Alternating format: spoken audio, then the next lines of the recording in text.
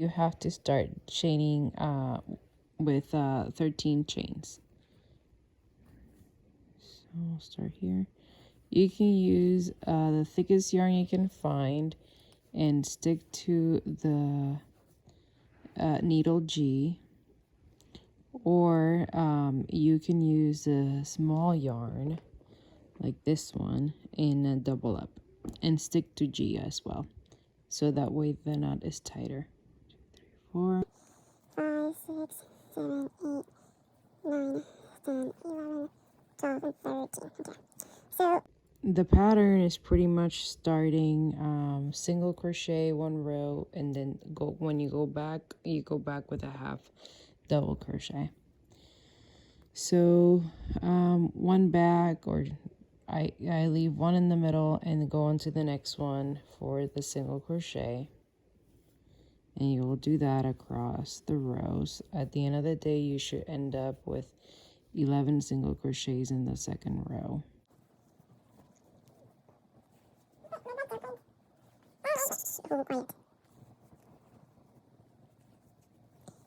Tight, because when you fill it up with the filling, the pillow filling, it opens up. But you don't have to do it this tight.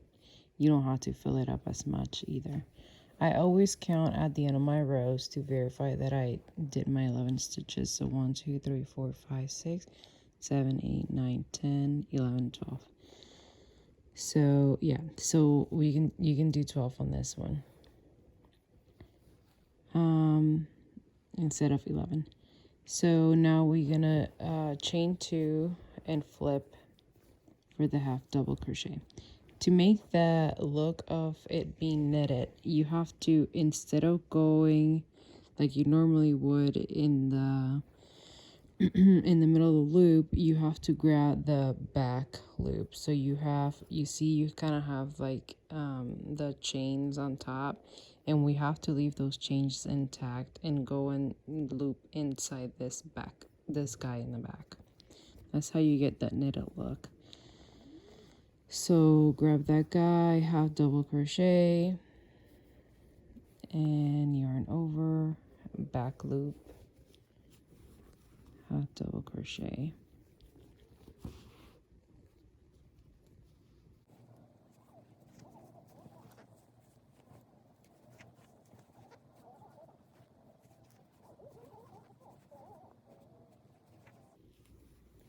For the small pumpkins, you chain 13, and you make 15 rows and slip stitch at the end. And for the larger pumpkins, you can chain 15 or 17, just kind of depend how large you want to go. And you will make 20 rows, between 20 and 22 rows.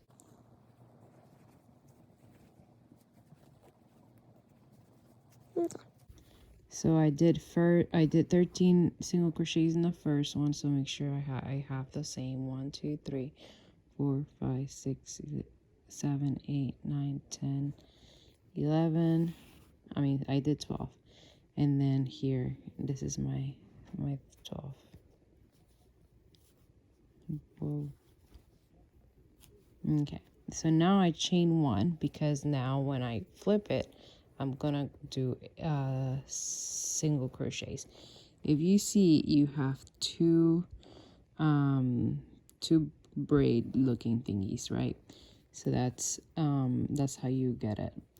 So now you're gonna go again single crochet in the back loop only. So when you flip it over, you have your front loop and your back loop. This is the front, this is the back. Normally you do your stitch through here or through here, but in the back loop only is only grabbing this one. So you're gonna go in, yarn over, single crochet, and we're gonna do 12 single crochets like that.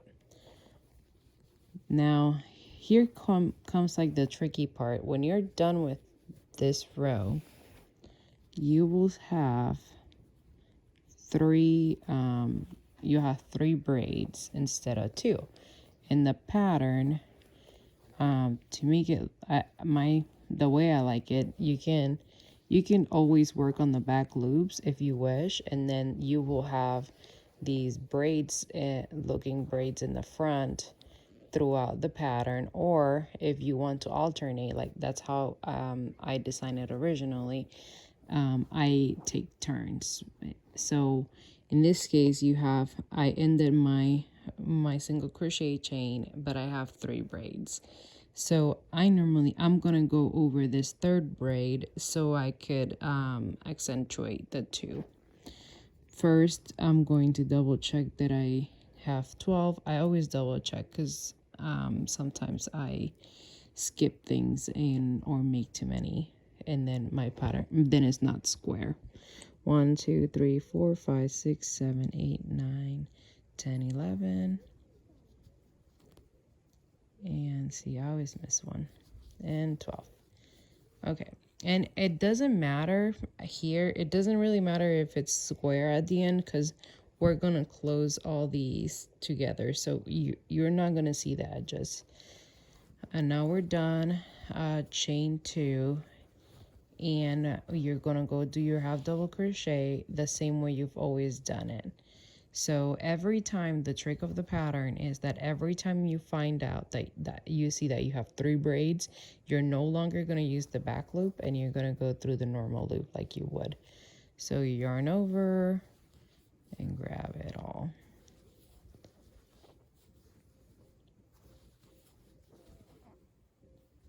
Again, the neat thing about this is like you can play with it however you want. You could do spice it up to where you can do 2 2 3 2 braids, or you can always do 2 braids throughout. So as you can see here, if I flip it, you see how I'm eating that braid, and it's making that space there, giving us the opportunity to accentuate the other 2, and it makes it look pretty.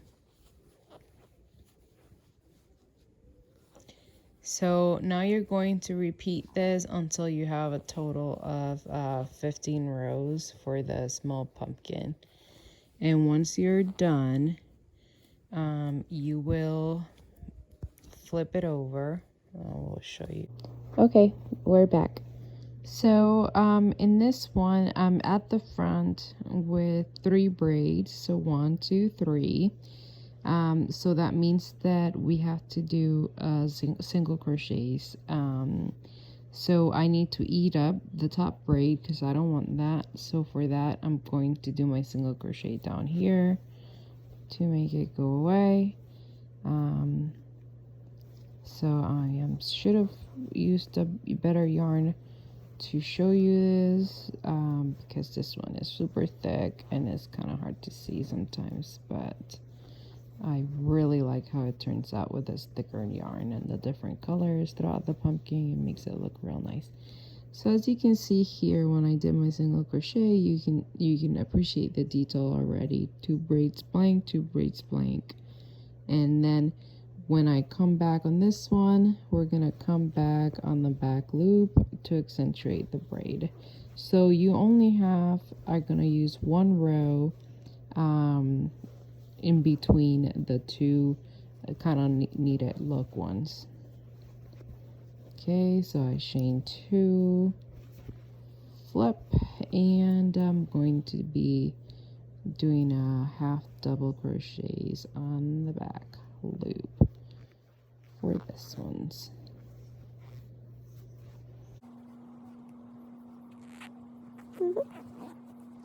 And so on and so forth. You just gotta keep an eye on the pattern, and as you go, look at if you have 2 or 3 braids. If you have, even though you have 2 braids, you always have to go in the back loop after the 2nd braid, so it just kind of like finishes up the top.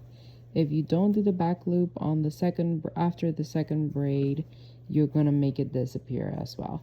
So because you do the back loop on the 2nd braid, then it makes it look like 3 braids, but that's why you're gonna use your next row to make that 3rd braid disappear. So as you can see here, we have 3 sets of braids. Okay. All right, so once we have made our 15 crochet, 15 rows, the way I count them is I opened it up and I count 1, 2. That empty line is 1. So 1, 2, 3, 4, 5, 6, 7, 8, 9. So I made it to 15 here, and you're gonna be on this side. Excuse me, ma'am, don't do that. You're gonna be on this side when you get to 15, and then just kind of like match them together and slip stitch. So how I slip stitch, I don't go down here. I go from like the back loop and into the end and stitch. So I grab the back loop here in between the two, and then grab the rest of the other side and slip stitch them both together. Back loop all the way out, slip stitch them together. So on and so forth until I've slip stitch everything through. Same thing until I slip stitch them all together. Okay. Now my little sandwich looking thing here. So Then once we get to the end, I single crochet every other one. It honestly doesn't really matter. So see here, I kind of run out. Again, the end doesn't really matter. If you can see how my stitch ends. So I'm just gonna go in here, and yours might not turn out like that. Sometimes it happens, sometimes it doesn't happen. I can't figure out. I'm still counting it, and I have the same number of stitches. But so when I open it up, that's kind of how it looks. You have 3 braids together. Okay, so now I'm on the top, and we're gonna do single crochet every other one. So I'm gonna single crochet here, and then going to go on to the next one. So I'm going to leave one and go into the next one, single crochet, leave one, go into the next one. Same thing, leave one, go into the next one. Again, it does not have to be perfect. All this is going to be covered, so you do not have to worry to make it look perfect. All you're kind of doing is creating a path for it to be able to for you to be able to put the yarn through and be able to close it. Okay, so here I am. Once you get to the other side, you will slip stitch them together. Okay, so now we're ready to fasten up. I like to leave enough amount of yarn, so I'm taking a good chunk of yarn here, because I will use that yarn to tie the other one. So you fasten, tie it pretty nice, and use a crochet needle. And with that needle, you're going to pass it through those single crochets that you made. See the single crochets there?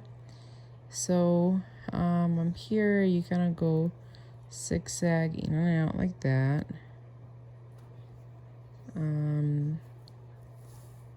And start pulling. See, and you're going to be able to close your pumpkin. So what do I use to fill it? You can use cotton balls. You can buy filling at a Hobby Lobby, or even I'm sure Amazon sells it to like regular pillow filling. See, it's all tightened up, tight and snug there. And sometimes I must have left it inside. I have the guy, what is it, the guy from the beginning. I used that to, where did it go? There it is. Okay, I used this guy from the beginning to tie these two together. So it's all It's all snug. So once I'm done, make a good knot there. Once you're done, I opened up an old pillow, and so see the little one, the little pumpkin is real tiny. But once you've, I opened up a old pillow, and I'm getting all the filling from there. Reuse, recycling, you know. Obviously, I made sure that the filling didn't have any bed bugs or anything like that. It's good filling. So you put in as much as you can, and you know, I'm kind of playing with it inside to you know, stretch it evenly. You see, it's taking a pumpkin shape. So once you have done, you can fill it up to the desired amount that you want, and once you are done, you're gonna tie a lot of yarn on the end, enough to be able to, you're gonna use that yarn to tie the top, and you're gonna use it to make the pumpkin look. So basically you kind of want to measure about 3 or 4 times around the pumpkin, and then you cut that amount. Again, I am not very worried about wasting a lot of yarn, because I rather waste it. I hate seeing the nuts halfway. I want to know what I did with my crochet needle. I hate seeing the nuts halfway when I have to put it together, so I rather have a lot of extra yarn. It's better, I think, for me, for my taste. So now on the top, we don't have single crochet. So you can do 2 things. You can make the single crochet. So now we tie this this yarn. So you can single crochet around it to tie it a little bit. I personally don't think it's necessary. I kind of do the same thing I would have done even if I had the single crochets on the top. And just tying it all together. I don't know, it closes pretty good for me. And on the top, when you put the stick on, and since you're closing it, it just, you are not able to see any of that stuff. You don't see any holes on the top, so I'm not really worried about it being perfect. It's kind of like the bohemian look. You could also opt not to close your pumpkin on the top, and you could put like a pot in the middle, like a plant pot, and just kind of like tie it or hot glue it after you put some of the filling, and you kind of hot glue it to the top, to the pot, and then you put a succulent in it or anything like that. So see, my it's closed in the top. I like to make a nut to make sure it doesn't get too loose while I'm going up and down. So I'm going to pass it through here, and I just kind of go inside and make a knot. Wait, what did I do? Yeah, just kind of knot it here. Okay. So it's tight, it's closed up, it's closed down here. So then with my needle, I go through. So since my filling is so thick, sometimes my needle won't go through easily. So what I do is I grab my little scissors, they're tiny and skinny, and I put them in there, and I start kind of cutting through the filling to make path for my crochet needle. You know, this is Pam making stuff up. So if you use legit filling and you're not trying to reuse pillow material, it might not happen to you.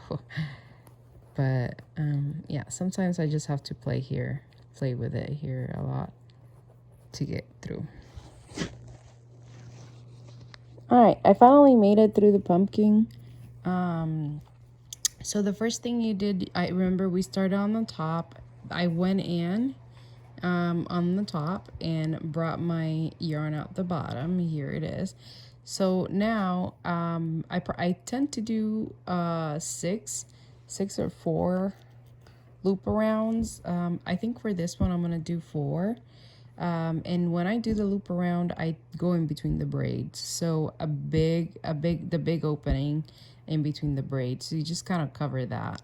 So here I'm gonna go in the middle, if I can find my middle in this pumpkin. This is a crooked pumpkin, but that's okay.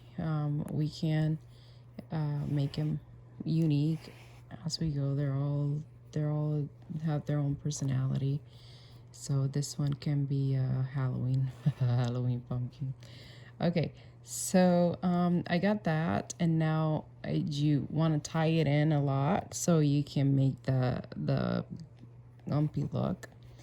And you're gonna go it on the other side, like right across it, in the middle, right?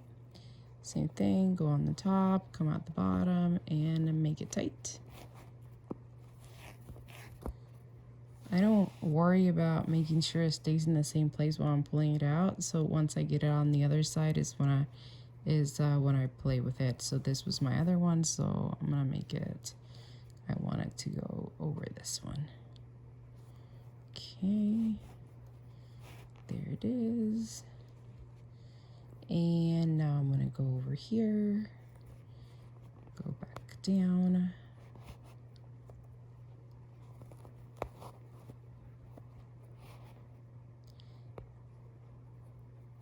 And you pull it out, and I'm gonna do only one more. Same thing, let's tie it, make it look perky. See, make sure it's fluff, but pretty tight. It stays in place, and the tightness is what's gonna give it that pumpkin look. It's definitely worth it to finish it this way. I think it's a lot more pumpkin-y. It was Brett's idea. You can not finish it this way and just leave the bigger looking pumpkin. The cool thing about these is that if you wish, you could not close the top and just make him a planter, and then you use it as a cover for a planter. So there you go. I decided to just leave it at 4, just kind of see how it looks. See, these guys are small and this one's big. So because of that, I'm going to loop it in here as well. So I'm gonna move this guy that I just made. I'm gonna move him a little bit more to the right to make the space bigger. I mean to the left to make my space bigger. Make sure it's tight, and I'm going to go over it again.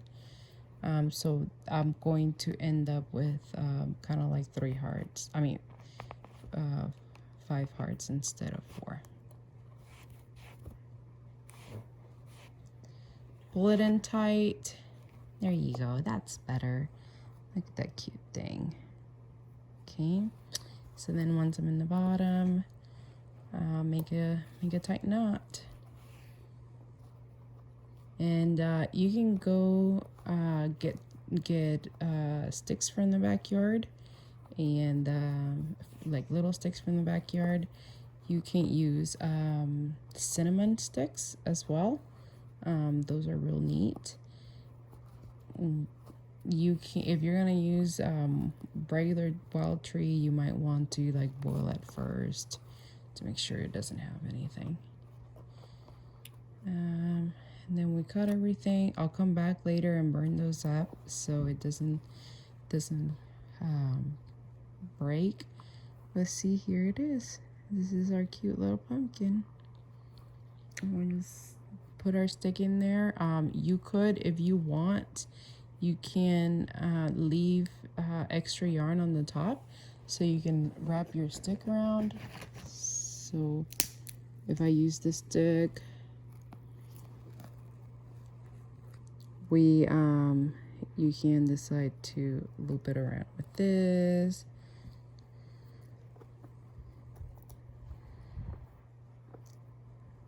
To kind of finish it off.